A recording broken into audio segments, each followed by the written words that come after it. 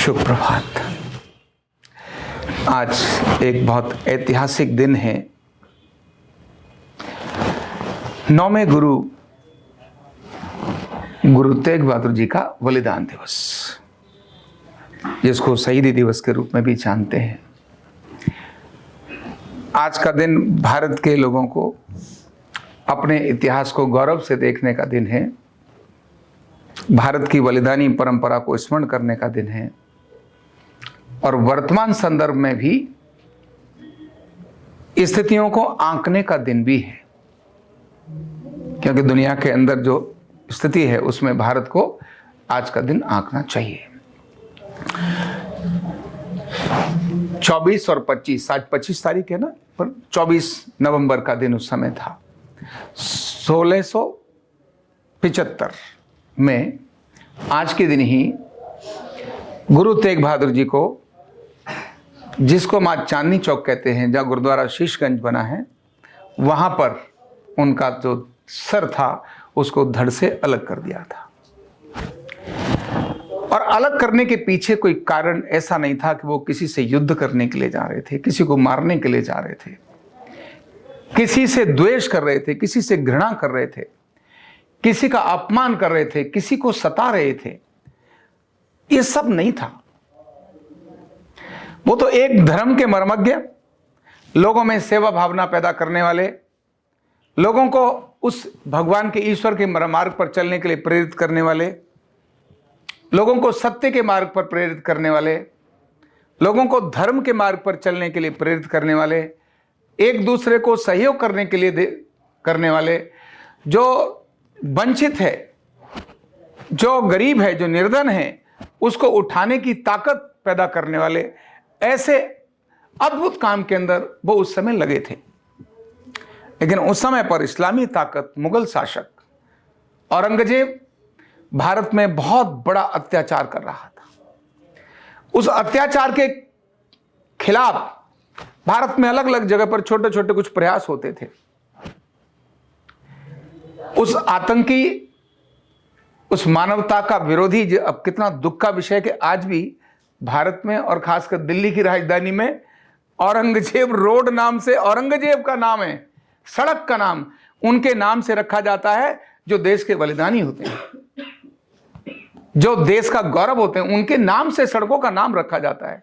पर आज भी दुर्भाग्य की बात कि भारत की राजधानी में, भारत के सीने पर एक तरफ गुरुद्वारा शीशगंज हो और दूसरी तरफ औरंगजेब रोड हो, जो ये बताता हो कि हम आतताई आतंकवादी को, उन गुरुओं पर अत्याचार करने वाले की को स्मरण आज कितने सम्मान से करते हैं। कितनी खतरनाक और कितनी घृणित बात है ये कि आज उसके नाम से, जिधर हम गुरु का नाम स्मरण कर रहे हैं कि जिसने अपने उस गुरु को सरेआम अत्याचार करते हुए मार दिया। और कहानी क्या थी? औरंगजेब का अत्याचार बहुत भयंकर था। उसके अपने जो कुछ प्रमुख सिपा सालार थे, सारे देश में एक ही काम कर रहे थे, धर्म बदलो, इस्लाम स्वीकार करो, नहीं तो तुमको मार दिया जाएगा, और मारते थे। कश्मीर एक अच्छे विद्वान लोगों का क्षेत्र रहा है, जैसे बनारस रहा है ना, उसी प्रकार कश्मीर भी रहा है, जहां लोगों ने अध्ययन किया है, जहां आगे की चीजों को विकसित किया है।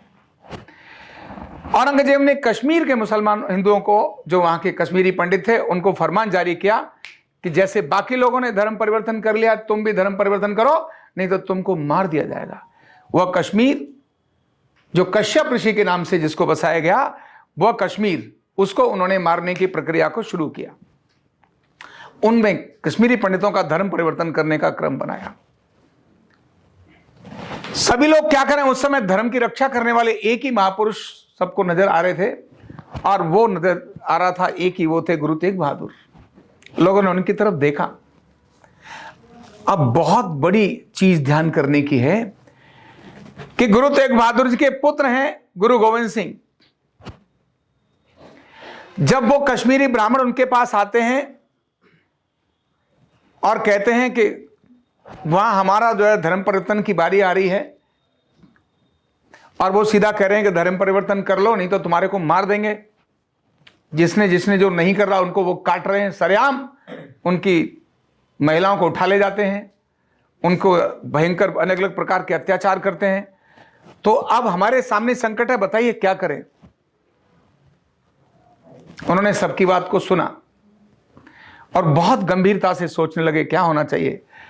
तब एक पुत्र पिता को कैसे बलिदान के लिए प्रेरित करता है, पुत्र पिता को बलिदान के लिए प्रेरित करता है, कि कितनी बड़ी अद्भुत घटना है भारत की।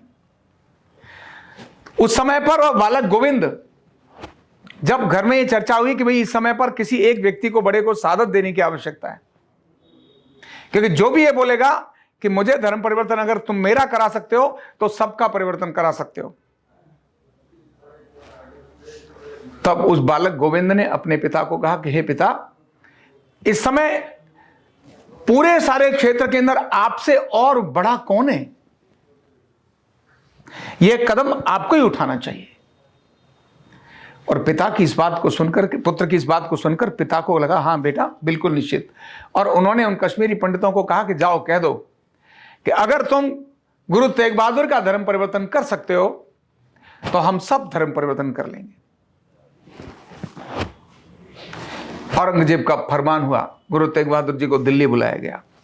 उनके साथ में उनके 3 और जो साथी सहयोगी थे, शिष्य थे, उनका नाम था भाई मतीदास, भाई दयालदास और भाई सतीदास। ऐसे 3 उनके शिष्य भी उनके साथ आए।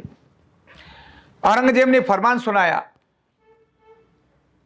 आप अपना धर्म परिवर्तन कर लीजिए तो ये सारे कश्मीरी पंडितों को हम छोड़ देंगे। ये छोड़ नहीं सकते थे, ये सिर्फ छल था, क्योंकि जिसकी नियत ही ऐसी हो, जिसको सबको इस्लाम के अंदर ढाल करके देना है, तो वो कैसे करेगा। आज पाकिस्तान को अगर आप 2 गज जगह दे दो तो क्या लगता है कि वो 10 गज के बाद फिर माफ कर देगा? कश्मीर देने के बाद, दिल्ली देने के बाद भी क्या रुक जाएगा? जिसकी नियत ही गंदी हो उसके लिए क्या कह सकते हैं आप। वही क्रम हुआ और गुरु ने कहा कि इसको धर्म परिवर्तन करने से क्या हो जाएगा, इसलिए तुम क्यों धर्म परिवर्तन की बात कर रहे हो। बोले नहीं, यहां मुझे कोई काफिर नहीं चाहिए, सिर्फ इस्लाम वाला व्यक्ति चाहिए। उन्होंने कहा धर्म की रक्षा ये मेरा धर्म है, मैं धर्म परिवर्तन नहीं कर सकता, तुमने जो करना है वो कर लो। अब कितना बड़ा मानवीय अमानवीय कृत्य उस औरंगजेब ने किया, जिसके नाम से दिल्ली के अंदर सड़क है, ध्यान रखना। सबसे पहले भाई मतीदास को एक सड़क पर, उसके सामने जहां मतीदास चौक है, वहां एक बहुत बड़ा ऐसा गोल आरा सा ऐसा लगवाया और उस आरे के ऊपर मतलब ऐसा करके उसको सिर से लेकर धीरे धीरे धीरे धीरे काटना शुरू किया। और गुरु तेग बहादुर सामने, कोई अपने बालक को थोड़ी सी तकलीफ होते ही सब कुछ बेचने के लिए तैयार होता है। कितने सारे आतंकवादियों को हमारे देश में इसीलिए छोड़ दिया गया क्योंकि उन्होंने किसी लड़की को अपहरण कर लिया था, और वो भी जानकर अपहरण कर लिया और उनके कारण आतंकवादी छोड़ दिए। यह बलिदानी गुरु तेग बहादुर अपने सामने उस अपने शिष्य को आरे से कटते हुए देखते, और कटते हुए देखने के बाद भी वो अपने दिल पर ये कहते नहीं, और बार बार कह रहे अभी भी बोलो, बाकी सबको छोड़ देंगे, अगर तुम धर्म परिवर्तन करना है तो कर लो। गुरु ने कहा कुछ नहीं हो सकता। उसको पूछा तो उन्होंने कहा गुरुदेव, ये मेरा सौभाग्य है कि मैं आपके आज्ञा के लिए और अपने देश और धर्म की रक्षा के लिए मुझे ये आरे से चीरा जा रहा है, कोई दिक्कत नहीं है। और वो ऐसे सहर से होकर के उसको सिर से आरा से चीर दिया। एक छोटी सी कोटक कांटा लग जाए तब भी कितनी भयंकर हालत होती है। उसको सिर से पूरा चीर दिया, 2 पार्ट उसके कर दिए। इसके बाद भी गुरु तेग बहादुर सब एकदम शांत होकर देखते रहे। इसके बाद दूसरे शिष्य का नंबर आया, भाई दयाला का, और उसके लिए तो और भी खतरनाक उन्होंने एक प्रक्रिया अपनाई और बहुत तेल बड़ा गरम कढ़ाया। उस गरम कढ़ाई के अंदर इस्लाम का आतंकवाद, इससे समझ में आता है, जो लोग देखते हैं ना कि इस्लाम का आतंकवाद कितना खतरनाक होता है, ये आतंकवाद, यहां से आतंक की बात कर रहा हूं, इस्लाम की बात नहीं कर रहा हूं, आतंकवाद इतना खतरनाक समझ में आता है। ये इतिहास है, आज सारी दुनिया इस बात को मना रही है कि बड़े गर्म कढ़ाई के अंदर बड़ा गरम कढ़ाया जिसमें तेल गरम किया गया, और भाई दयाला को उस गरम तेल के अंदर जैसे पकौड़ा छोड़ते हैं ना, उस प्रकार छोड़ दिया। लोग इधर उधर, बाकी गुरु देख रहे हैं और सब लोग देख रहे हैं, लेकिन गुरु ने, उस शिष्य कहता है नहीं गुरुदेव, आप परिवर्तन नहीं करना, हम सादत कर लेंगे, कोई दिक्कत नहीं है, लेकिन बिल्कुल भी परिवर्तन नहीं करना। उस शिष्य के उन शब्दों को सुनकर गुरु की पावर बनती है। शिष्य ये नहीं कह रहा बचा लो गुरुदेव, कर लो, क्या हो गया, रहने दो, मुझे तो ऐसा हो गया, मुझे वैसा हो गया, मेरे बच्चे भी हैं गुरुदेव, क्या करना। लेकिन वो कहता है नहीं गुरुदेव, ये मेरा सौभाग्य है कि मैं अपने देश और धर्म के लिए बलिदान हो रहा हूं। और इसी प्रकार तीसरा जो शिष्य था, जिसका नाम था भाई सतीदास, उसके आसपास रुई लपेट दी। भयंकर, सोचिए आप, एक छोटा कोई व्यक्ति जल जाता है तो वर्ण वार्ड के अंदर देखो, थोड़ी आग लगते ही एक रोटी जब गर्म रोटी सिकती है ना, उसमें से थोड़ी गर्म तेज हवा निकलती है, और जिस समय हाथ जलता है तो कितना भयंकर व्यक्ति तड़पता है। केवल रोटी की तेज गर्म हवा से कितनी भयंकर पीड़ा होती है। उस व्यक्ति के आसपास पूरी रुई लपेट दी। ये अत्याचार की पराकाष्ठा, रुई लपेट दी। और वह शिष्य भी जलते जलते गुरु को वही बात कहता है, गुरुदेव, इस देश और धर्म पर बलिदान होने के लिए मुझे बहुत सौभाग्य है। आप बिल्कुल भी, मुझे जाने में कोई दिक्कत नहीं है, मुझे नहीं किसी की चिंता, मेरा धर्म की रक्षा होनी चाहिए, मेरे ईमान की रक्षा होनी चाहिए। और उसको उस रुई से लपेट करके जला दिया, और वो सब तरफ जलता रहा। एक भी न आंख से आंसू, और न कोई सेरन, न कोई तड़फन। एकदम सहज प्रसन्नता से उसके चेहरे पर किसी प्रकार का कोई क्लेश नहीं है। कितनी जबरदस्त उसके अंदर गुरु भक्ति थी और धर्म की भक्ति थी। ये मरने वाले अपने परिवार के लिए नहीं मर रहे थे, ये मरने वाले अपनी किसी प्रॉपर्टी के लिए नहीं मर रहे थे, ये मरने वाले अपने धर्म के लिए मर रहे थे। अपने, आज हम सब जो लोग बचे हुए हैं, ये हम सब के लिए मर रहे थे। जब तीनों के मरने पर भी गुरु तेग बहादुर अडिग अपनी बात पर रहे, तब उस समय पर वहीं शीशगंज पर उनका सिर जो था वो धड़ से अलग कर दिया। कितना भयंकर अत्याचार, कितना भयंकर अत्याचार। उस समय पर वो जाति जिसको आज हम बड़ा, आज तो नहीं देखते, पर अब से कुछ समय पहले तक बड़ा घटिया और घृणित भाव से देखते थे, बंजारा जाति, घूमने वाले घुमंतु समाज। वह बंजारा जाति गुरु तेग बहादुर और गुरुओं के एक बहुत अभिन्न अंगों में से रहे। और शहादत के बाद क्या हुआ कि वहां उपस्थित लोग डर के कारण उनके शरीर को लेने की हिम्मत नहीं कर पाए।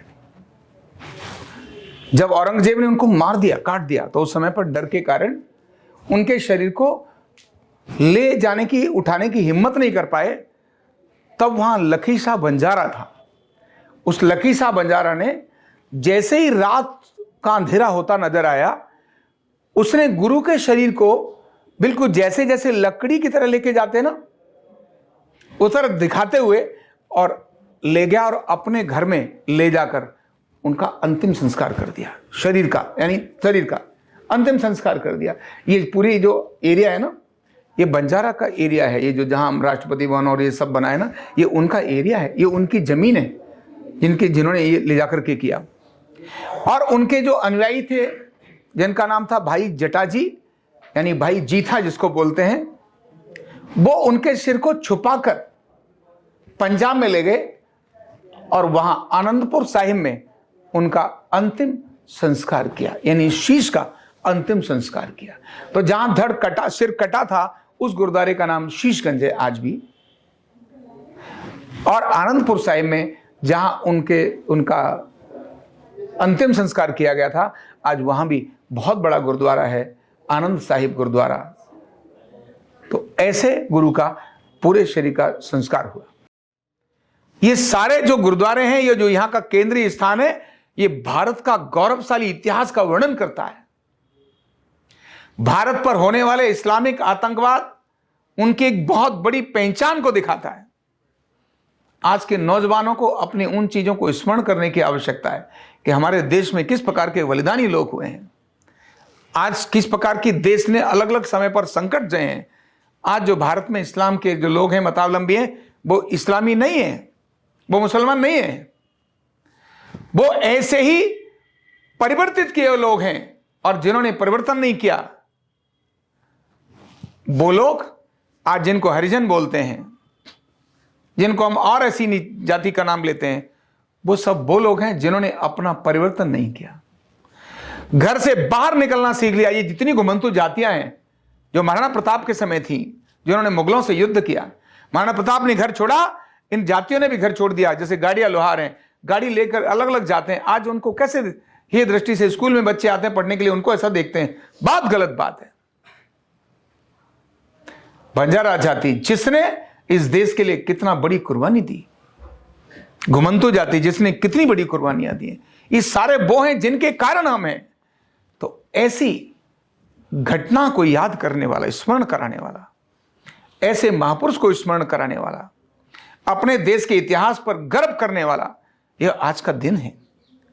और इसीलिए आज ये सबको समझ में आने लगा है धीरे धीरे कि जो भारत में रहने वाले मुस्लिम हैं, वो भारत के वो वाले मुस्लिम नहीं है जो बाहर से आए। ये वही मुस्लिम है। जम्मू कश्मीर में मुस्लिम कौन? जो परिवर्तित हो गया। भारत में मुस्लिम कौन? जो परिवर्तित हो गया। इनके वही पूर्वज हैं जो हमारे राम भी इन्हीं के, कृष्ण भी इन्हीं के हैं। आज से कुछ साल पहले ये सभी भारतीय हिंदू ही थे, बदल गए। आज इन्हें उनका वो फिर से इतिहास दिलान कराने की आवश्यकता है।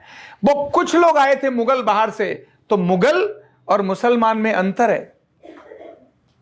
मुगल थे बाहर के आक्रमणकारी, मुसलमान वो हो गया जो भारत के अंदर जिसने अपना धर्म परिवर्तन कर लिया। पाकिस्तान में रहने वाले लोग भी मुगल नहीं है, वो भी मुसलमान हैं।